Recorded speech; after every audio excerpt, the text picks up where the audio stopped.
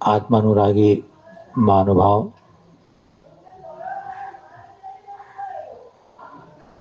अभी आप सम्यक दृष्टि के साथ भय नहीं होते, उस पर आप विचार सुन रहे थे।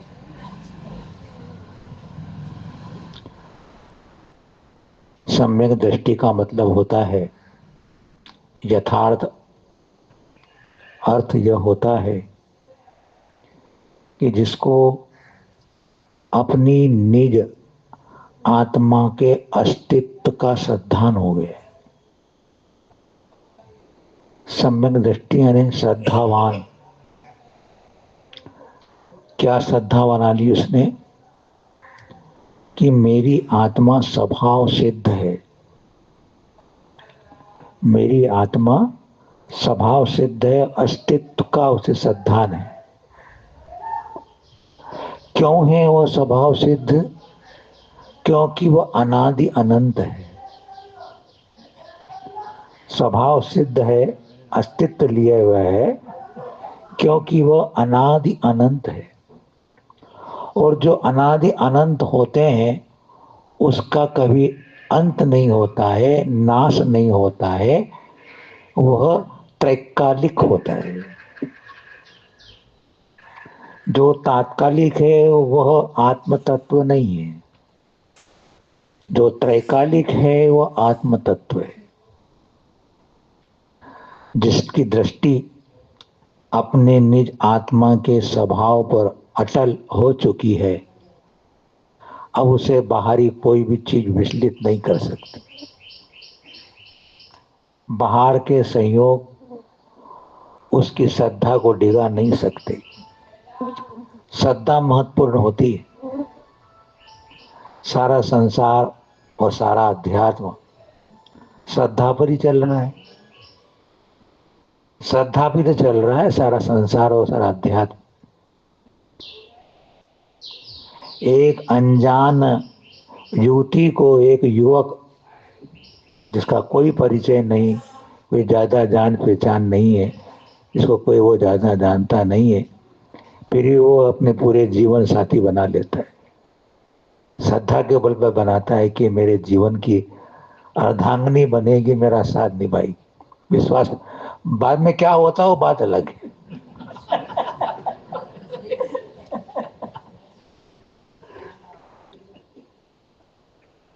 आप दुकानदार के पास से सामान खरीद के लाते हैं तो विश्वास से लेके आते हैं कि ये मेरे को माल जो दे रहा है सही दे रहा है, सही भाव पे दे रहा है। डॉक्टर के पास भी आप जाते हैं तो पूर्ण विश्वास के साथ जाते हैं कि मैं इसको अपनी बीमारी बताऊंगा, रोग बताऊंगा, और वो मेरे रोग का निदान करके मुझे दवाई देगा तो मुझे रोग दूर करेगा। कभी आपने आज तक विश्वास ऐसा किया उल्टा वाला कि मैं इसके पास दवाई रोग दिखाने जाऊंगा, मुझे दवाई देगा तो मुझे जहर की पुड़िया दे देगा? ऐसा विपरीत श्रद्धान कभी भी नहीं करता है। आप सही श्रद्धान करते हो। ये मैं सम्मेलन को समझना चाहता हूँ। सम्मेलन क्या चीज?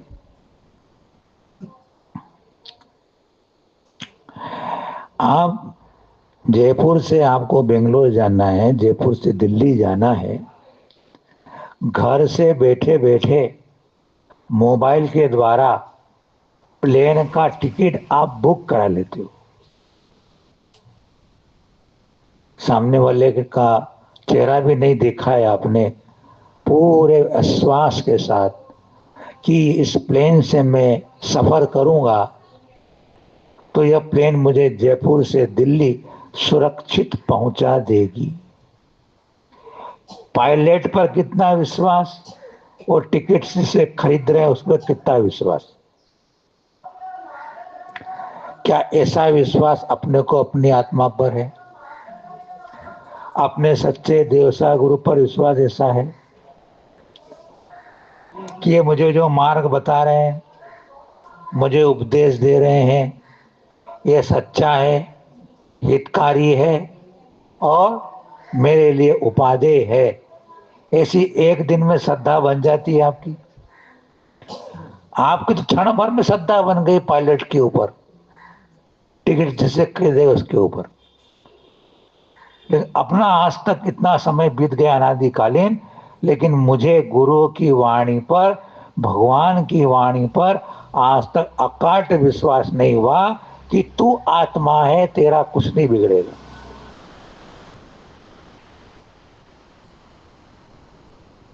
तो सम्यक दृष्टि जो होता है आत्म श्रद्धालु होता है, मूल बात ही है। व्यवहार से हम कहते हैं कि देवसा गुरु का श्रद्धा सम्यक दर्शन है, लेकिन उसमें परमार्थ क्या छुपा हुआ है कि उसको देवसात गुरु पर श्रद्धान करने से अपनी आत्मा के स्वभाव का श्रद्धान भी हो चुका है, लेकिन अभी आपको वह आत्मा की अनुभूति रूप, आत्मा के अनुभव रूप जो श्रद्धा अभी नहीं हो पा रही, क्योंकि अभी आपके पास सिर्फ ज्ञानात्मक श्रद्धा आई है। थोड़ा गहरे समझना विषय को। अनुभूतियात्मक श्रद्धा जब आप संयम धारण कर लोगे, रत्नत्रय धारण कर लोगे, निश्चय और व्यवहार रत्नत्रय से तपस्या, संयम, तप त्याग करोगे और निर्विकल्प ध्यान में बैठ करके अपनी आत्मा में लवलीन हो जाओगे, तब आपको अपनी आत्मा का जो अनुभव रूप श्रद्धान होगा वह निश्चय सम्यक दर्शन रूप होगा। वही श्रद्धान सम्यक दर्शन यथार्थ, जिसे वीतराग सम्यक दर्शन कहते। अभी आप आत्मा का अनुभव कर रहे हो, सम्यक दृष्टि भी आत्मा का अनुभव कर रहा है, जो गृहस्थी है, संसारी अभी है, सराग सम्यक दृष्टि है, लेकिन उससे अभी राग सहित आत्मा का अनुभव हो रहा है, राग सहित संवेदन हो रहा है, जबकि हमें वीतराग से संवेदन करना है, और वीतराग संवेदन होने पर ही आप अंतर्मूर्त में मोक्ष में विराजमान हो जाओ। लेकिन वीतराग संवेदन अपना अनुभव करने के लिए पापड़ बेलने पड़ते हैं। क्या करना पड़ता है? पापड़ किसी ने बनाया है? बैठे बैठे किसी ने बनाने वाले बैठे क्या यहाँ पर? अब तो सब बन गए, अभी अब पापड़ बनाना ही बंद हो गया घरों में। अब वो लज्जित के पापड़ ही चलते हैं घर के अंदर। कौन से पापड़? लिज्जत, लिज्जत के बम्बे वाले जानते हैं, वही बनता है। इसलिए हम लोग गए थे बम्बई में, गृहस्थावस्था में, ब्रह्मचारी अवस्था में थे, तो पोधनपुर की, पोधनपुरी बोलते ना, बोलते त्रिमूर्ति पोधनपुर में दर्शन करने गए।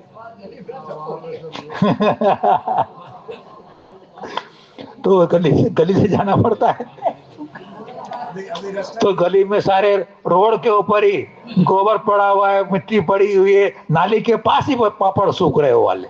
हमने बोला कौन सी कंपनी को? लज्जत पापड़ है बोले, कंपनी के। बोले अरे वाह यार, नाम तो बड़ा ऊंचा है। तो गृहस्थावस्था में हमने भी खाया, ऐसी बात नहीं है, गृहस्थावस्था हमने भी खाया, नाम तो सुनाई था, ऐसी बात खाया भी हमने। लेकिन जब मालूम पड़ा कि ऐसी स्थिति है और लोग कितने चाव से खाते हैं, अपने घर में ऐसा लेटरिन बाथरूम के बाद बना हुआ सूखा हुआ पापड़ तो खाने तो मन करता है क्या? तो पापड़ बनाने में कितनी मेहनत करनी पड़ती है, इसलिए आप लोग पापड़ बनाना बंद कर दिया। आप लोग मेहनत करना पड़ता है।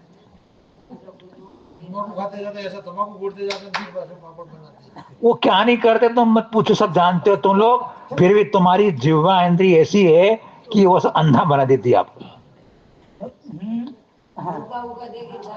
अरे सभी करता है वो, क्या नहीं करता है? बीड़ी पीता है, सिगरेट पीता है, गांजा पीता है, 4 दिन वाली 3 दिन वाली वो बना रही कर रही, खा रहे हो तुम लोग।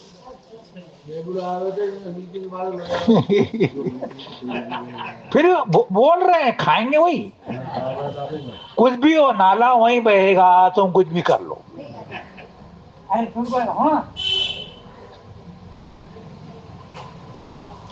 पापड़ को पहले तो वो उड़द की दाल और को पीसना पड़ता है, पीसने के बाद उसका गोला बनाने के बाद उसको कूटना पड़ता है। और ऐसा नहीं यूं कर लिया, घन से कूटना पड़ता है, घन से। हमने घन से कूटा है पापड़ बनाने के लिए, घर में रहता था तो पापड़ बनाने के पत्थर अलग रखते थे घर में, एक साथ ऊपर रखकर घन चलाते थे। अच्छा, घन चलाने के बाद पापड़ का गोला बन तो गया, लेकिन पापड़ बनाने के बाद फिर खींच खींच के तार बना बना कर करते थे उसके।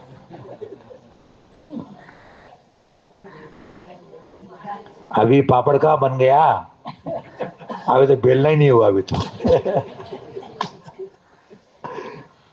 फिर बेलना पड़ता है, तो घर में अकेली भाई हो तो बेलने हो तो 3-4 लोगों ने निमंत्रण देते कि मेरा पापड़ बेल ले आना, बोले। अकेला पापड़ नहीं बेल सकता है वो, क्योंकि पापड़ बेलना पड़ता है। इसका रहस्य समझ में आना चाहिए अपने को कि कितनी मेहनत मशक्कत करनी पड़ती तब पापड़ बेलता है, सूखता है। कच्चा पापड़ कोई नहीं खाता है। गोला खा लेते हो भले तुम लोग, थोड़ा टेस्ट करने के लिए।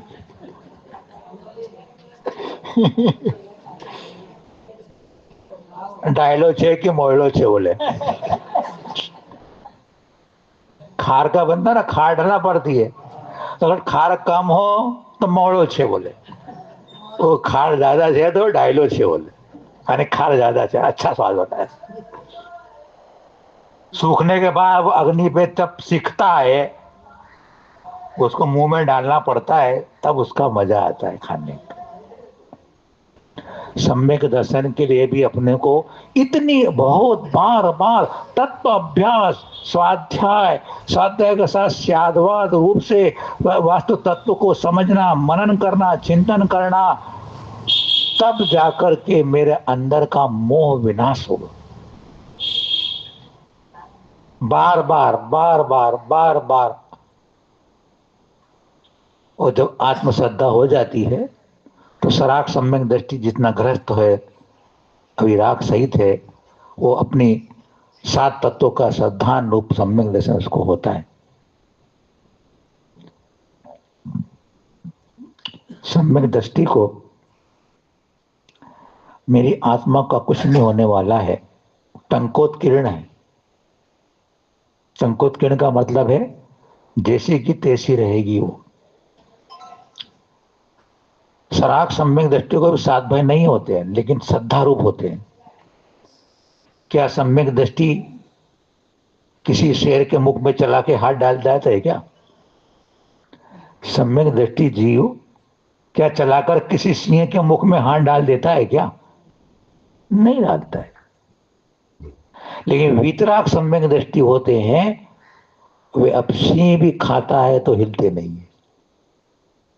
सिंह खा रहा है, नोच नोच के भक्षण कर रहा है, अजगर निगल रहा है, तो भी अब वो विचलित नहीं हो रहे हैं, क्योंकि वहां वीतराग सम्यक दर्शन निश्चय सप्त भय उसमें रहित हो गया है। ये रहस्य समझना अपना। अभी मुझे श्रद्धा दृढ़ रखनी है, यह सराग सम्यक दृष्टि की श्रद्धा, भगवान की वाणी पर श्रद्धा, ज्ञानात्मक श्रद्धा, जब तक आचरणात्मक श्रद्धा नहीं बनती है तब तक वह सम्यक से नाम नहीं पाता है। समझ लो बात को आप। लेकिन व्यवहार सम्मेलन आपको पहले करना ही होगा।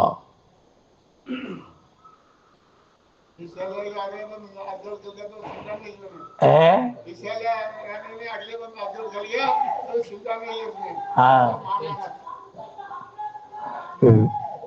वीतराग जो वीतराग सम्मेलन का कारण सराग सम्मेलन, महान ने बताया था आपको। जो निश्चय व्यवहार सुनिए नियत को होई, व्यवहार सम्मेलन निश्चय सम्यक दर्शन का कारण है, और कारण बिना कार्य होता नहीं है। जिन शासन की कारण कार्य व्यवस्था है, जो जिन शासन की कारण कार्य व्यवस्था को श्रद्धान और ज्ञान कर लेता है, वह कभी भी तत्व के विषय में विचलित नहीं होगा। कारण के बिना कार्य, जो भी आप लोग देख रहे हैं, सुन रहे हैं, बिना कारण के नहीं हो रहा है। बिना कारण के कोई ना कोई कारण होगा, जब भी तो कर, आप तो ऐसे नहीं कर रहे हो, कारण है। वो आत्मा कर्म से बंधी हुई है, पूर्व कर्म का कारण उदय में आ रहा है और आज वो उसे दुख दे रहा है, आज उसे गाफिल कर रहा है, आज उसे दुख के साधन बना रहा है। कारण के बिना कार्य नहीं होता। अगर आपको कारण का श्रद्धान है तो मेरा कार्य ऐसा होगा, विपरीत कारण से विपरीत कार्य होगा, सही कारण से सही कारण वो कार्य होगा।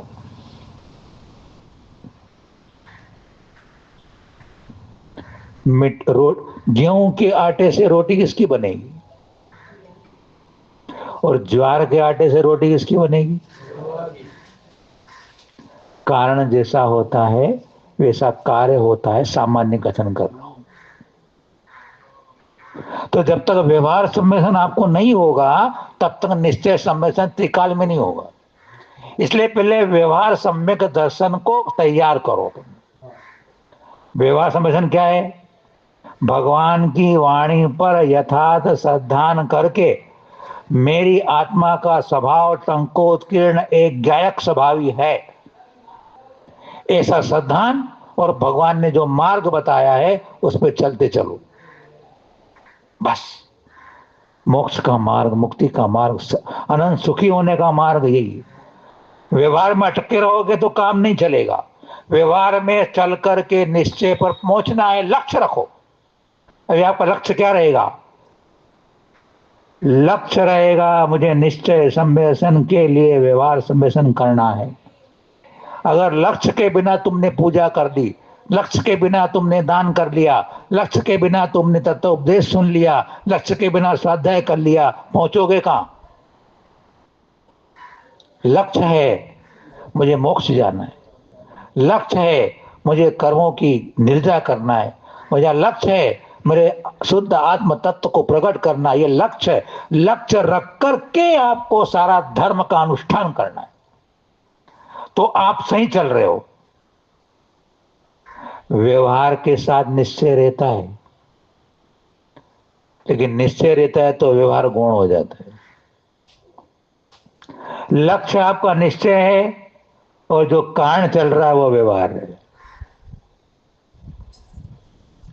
आप जयपुर से चले गिंगला के लिए, लक्ष्य क्या बनाया आपने? गिंगला। गिंगला निश्चय, वहां पहुंचना है मुझे, लेकिन घर में विचार करने से हो गया क्या? लक्ष्य बनाया और आपने पुरुषार्थ प्रारंभ किया, अटकी तैयार की, टिकट बुक कराया, गाड़ी तक, गाड़ी से अपनी कार से आए, ट्रेन में बैठे या बस में बैठे, जब तक आपका व्यवहार चल रहा है, व्यवहार चल रहा है आपका। और जब आप टिंगला के स्टेशन पर उतर गए तब अभी व्यवहार समझ लो, तो हमारे पास नहीं आते आप लोग, धर्मशाला में तक नहीं, मंदिर नहीं आते, तब तक व्यवहार होता है। व्यवहार के बाद निश्चय की प्राप्ति।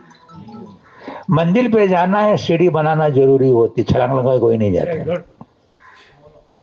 सीढ़ी क्या है बोलिए आप लोग, अब तक आपको क्या समझ में आया? निश्चय व्यवहार, सीढ़ी क्या है? मंजिल क्या है? आपकी मंजिल है सिद्ध बनना। आपकी मंजिल क्या है? सिद्ध बनना। और उसका साधन है सीढ़ी, व्यवहार रत्नत्रय, व्यवहार सम्यक दर्शन। व्यवहार सम्यक दर्शन से निश्चय सम्यक दर्शन होता है। तो सम्यक दृष्टि जिनेंद्र भक्त होता है। सम्यक दृष्टि कौन होता है? और जो जिनेंद्र भक्त होता है वो सम्यक दृष्टि होता है। आज अपन ने प्रातःकालीन बेला में भक्तामर मंडल विधान किया, भक्तामर के विधान की अपन ने पूजा की। अपन ने जिनेंद्र भक्त भगवान की भक्ति करता है, सम्यक दृष्टि भगवान की भक्ति करता है। क्यों करता है भक्ति? कि भगवान जैसे तुमने अपने अंदर अपने गुणों को प्रकट कर लिया, सात्मोपलब्धि उपलब्ध कर ली, अपने आत्मा के स्वभाव को सिद्ध कर लिया, आप मोक्ष में विराजमान हो गए, परिशुद्ध हो गए। बस मैं भी उसी लक्ष्य को लेने के लिए, उसी पद को पाने के लिए, उन्हीं गुणों को पाने के लिए, आप जैसा बनने के लिए मैं आपके गुणों का गुणानुवाद कर रहा हूं। फालतू में नहीं करते, फ्री में नहीं करते भक्ति। कोई भी चीज बिना कारण के होएगी नहीं, मैंने पहले ही बोल दिया आप लोगों को। कोई ना कोई कारण है जो आप भगवान के पीछे दौड़ के आ रहे हो। पूज्यपाद स्वामी ने कहा, न स्नेहाचरणं प्रयान्ति भगवन् पादद्वयं ते प्रजा हेतुस्तत्र विचित्र दुःख निचय संसार घोरार्णव अत्यंत स्फुरदुग्र रश्मिनिकर व्याकीर्ण भूमंडलो ग्रीष्म कारयतीन्दुपाद सलिल छायानुरागम रवि।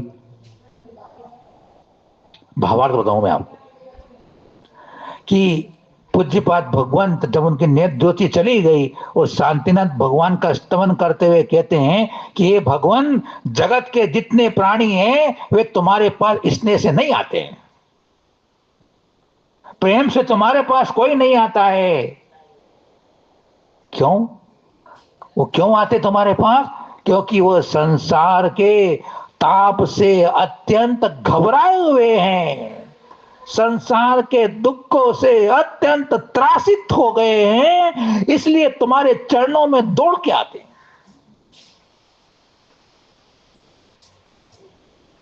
क्योंकि आप तो इस संसार के ताप से अत्यंत दूर ऐसे छाया में जाके बैठ गए हो जहां दुख का नाम ही नहीं आता है। परम सुखी हो गए, अत्यंत सुखी हो गए, अनंत सुखी हो गए, इसलिए मैं आपके पास दौड़ के आता हूं, बाकी प्रेम से नहीं आता हूं। क्या उदाहरण दिया? जब गर्मी पड़ती है, पूज्यपाद स्वामी कितने तार्किक थे। जब तीक्ष्ण आपके नाम मई जून की जब गर्मी पड़ रही है, गर्म हवाएं लू की चल रही है, सूर्य तप तपाया हुआ है, दोपहर की धूप है और पथिक चल रहा है, तो उसे कौन देखता है? वो रास्ते में देखता है वो पथिक क्या देखता है? मुझे बताओ आप लोग, क्या देखता है? कई वृक्ष की छाया मिल जाए, बोले कहीं वृक्ष की छाया मिल जाए, कहीं मुझे तालाब मिल जाए, कहीं ठंडा पानी मिल जाए मुझे। कब याद कर रहे हैं? कब याद कर रहा है? गर्मी के दिन है, गर्म हवाएं चल रही है, 12 बजे का शुभ तप्तमायमान है, वो गर्मी के ताप से संतापित हुआ वृक्ष की छाया ढूंढता है, ठंडा सरोवर ढूंढता है। गर्मी में कितनी बार नहाते हो तुम लोग? देखो, एक तो बोला 2 बार, फिर धीरे से आवाज भाई 3 बार। 4 बार वाला कोई बैठा है क्या?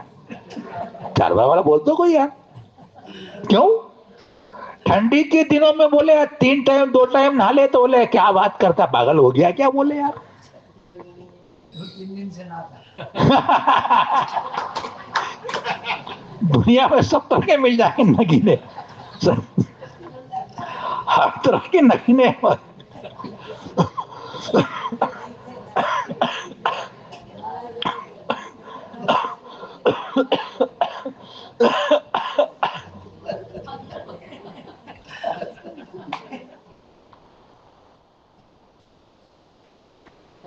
रेतीले देशों में तो लोग हफ्ते के हफ्ते नहाते हैं, वो समझ में आता है।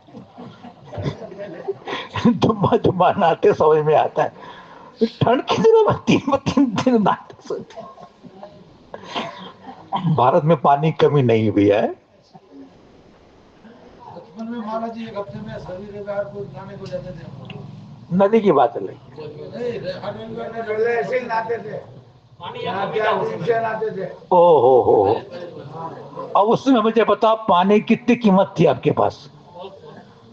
जब 3 दिन में 4 दिन में पानी आ रहा है, घड़े से माथे में कुएं से भर के लाना पड़ता था, पानी की कितनी कीमत थी? साबुन भी देखा, मिट्टी डालते थे। देख लो, वो जमाना देखा आप लोगों ने, और आज पानी की कोई कीमत नहीं है आपके सामने। तो गर्मी में जिस प्रकार संतापित आदमी छाया को ढूंढता है, ऐसे भगवान सब आपके चरणों में दुख से त्रासित हुए, इसलिए तुम्हारे पास आते। तो मैं भक्त भगवान के पास क्यों जा रहा हूं? मैं सुखी होने के लिए, सुख का मार्ग पकड़ने के लिए आपके पास आ रहा हूं। आपके गुण से मुझे प्रीति हो गई, मुझे तुम्हारे गुणों से लगाव हो गया है, तुम्हारे से मुझे प्रेम हो गया है, तुमसे मुझे प्रीति हो गई है, क्योंकि मैं तुम जैसा बनना चाहता हूं। वंदे तद्गुण लब्धे। नमस्कार भी फ्री फंड में नहीं करते हो तुम लोग। मैंने कह दिया, कोई भी काम बिना कारण के नहीं होता है। आप हाथ जोड़ रहे हो, भगवान के चरणों में माथा टेक रहे हो 3 बार, क्यों? वंदे तद्गुण लब्धे। व्यक्ति जिसका विनय करता है, जिसको प्रणाम करता है, उसके पास जो गुण है वो पाने के लिए करता है। गेट कीपर होता है, जब मालिक आता है तो क्यों करता है वो?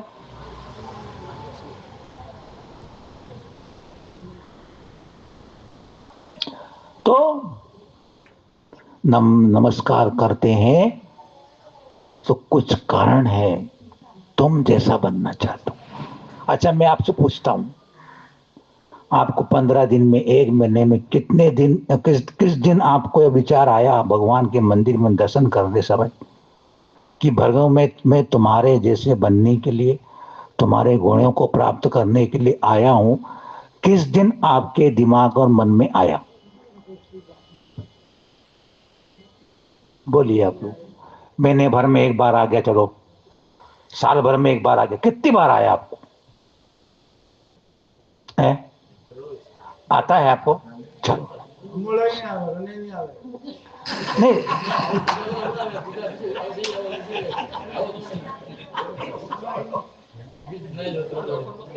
जिनको भगवान की मूरत में अपने मूरत के दर्शन हो जाएंगे, वो भगवान के सामने वही मांगेगा जो उसने देख लिया है।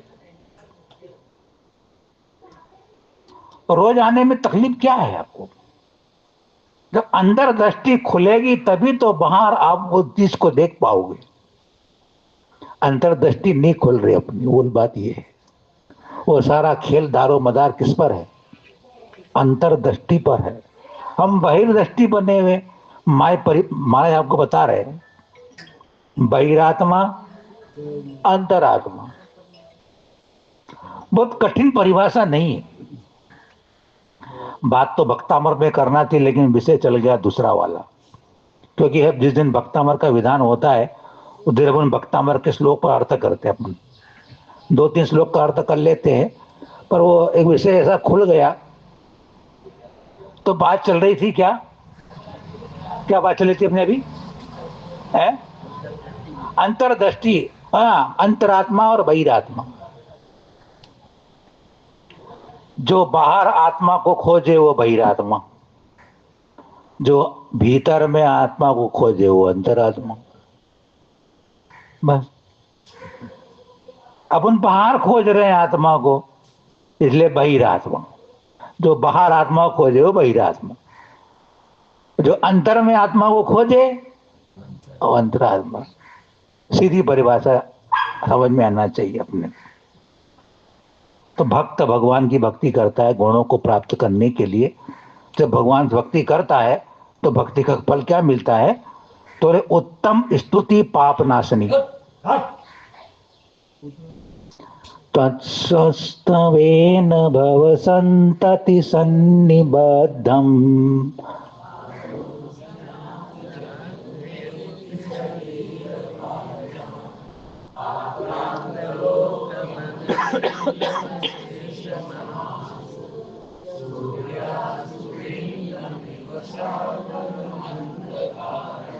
मैं क्यों नहीं बोला? है? मैं क्यों नहीं बोला? आप लोगों को बुलवाने के लिए बोला। ये मत समझना कि महाराज को याद नहीं इसलिए नहीं बोला।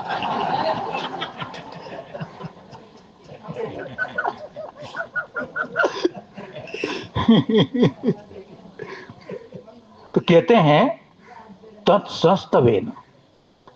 मातुंगा आचार्य आदिनाथ भगवान को उस काल कोठरी के अंदर हृदय में विराजमान करते हुए उनके गुणों को याद करते हुए कहते हैं, तत्संस्तवेन, आपके स्तमन से, आपकी स्तुति करने से, शरीर भाजाम, शरीर भाजा माने शरीर जिनका बर्तन है अर्थात संसारी जीव, आप तत्संस्तवेन, आपके स्तमन से, आपकी स्तुति से, शरीर भाजा माने संसारी जीवों के भव संतति सन्निबद्धम, भव ने जन्म की संतति यानी जन्म के परंपरा से, माने जन्म की संतति से, पूर्व परंपरा से, सन्निबद्धम अत्यंत गाढ़ बंधे हुए, सन्निबद्धम, सन्निबद्धम माने अत्यंत गाढ़ बंधे हुए पापम, पाप,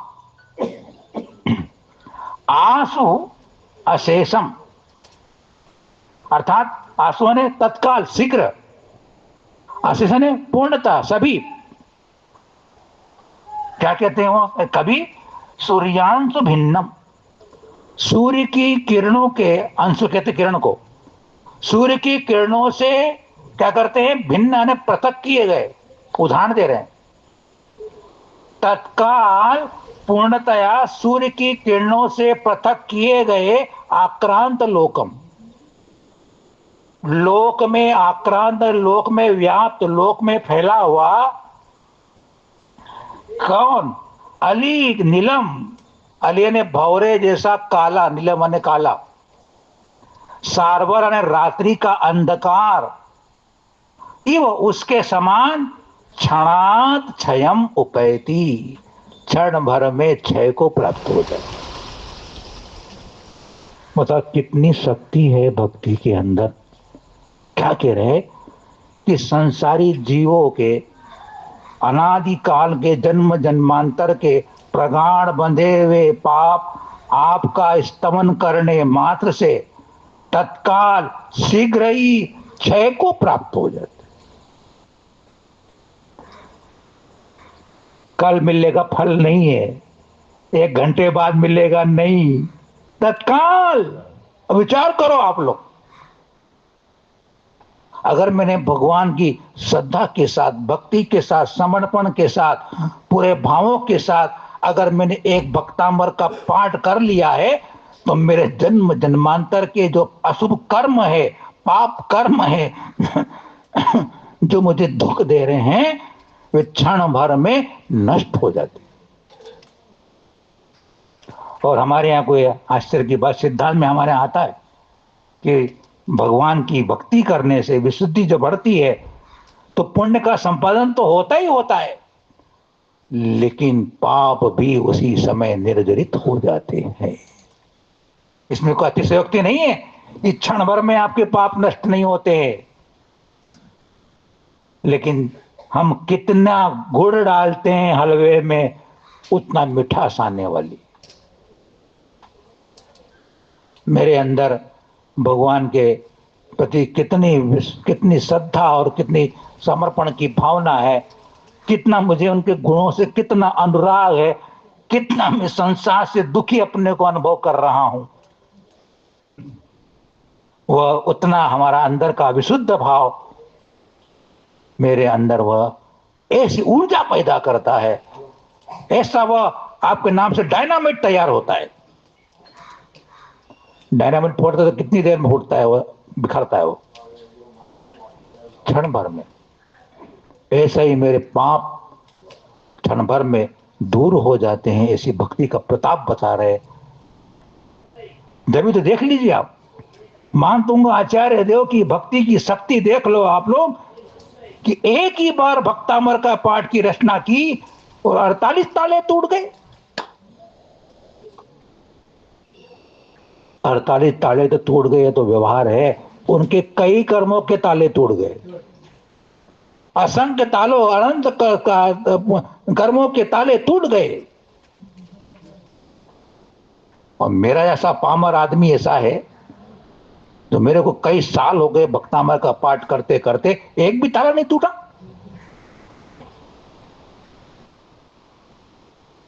मैं भक्तामर पढ़ो ताला टूट सकता है क्या? ये वाला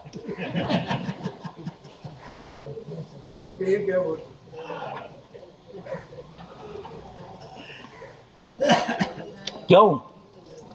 काल बदल गया, शक्ति बदल गई, भाव नहीं है, भाव में वो निर्मलता नहीं आ रही मेरी, भक्तामर में वो कमी नहीं है, भक्तामर वही है। तो मान तुझे नहीं रहता, लेकिन मान तुम जैसे भाव मेरे नहीं बन रहे। मूल बात ये भैया, मेरे भाव में वो छाल जब आ जाएगा तो पंचम काल के अंत तक अतिशय रहेंगे। भक्ति की महिमा रहने वाली है, जिन धर्म है, भाव नहीं होने बन रहा। बंधुओं, भगवान की भक्ति करेंगे सुनिश्चित, पाप नाशनी है, भवतरणी है, दुख हरणी है। हम भगवान की खूब भक्ति करें, जितनी शक्ति हमारे में हो भाव से करें। आप सबके लिए मंगल आशीर्वाद है, आपके जीवन में सुख शांति समृद्धि आरोग्यता बनी रहे, आप मोक्ष मार्ग पर बढ़े। इन्हीं मंगल भावनाओं के साथ गुरुवर आचार्य श्री वर्तमान सागर जी महाराज जी की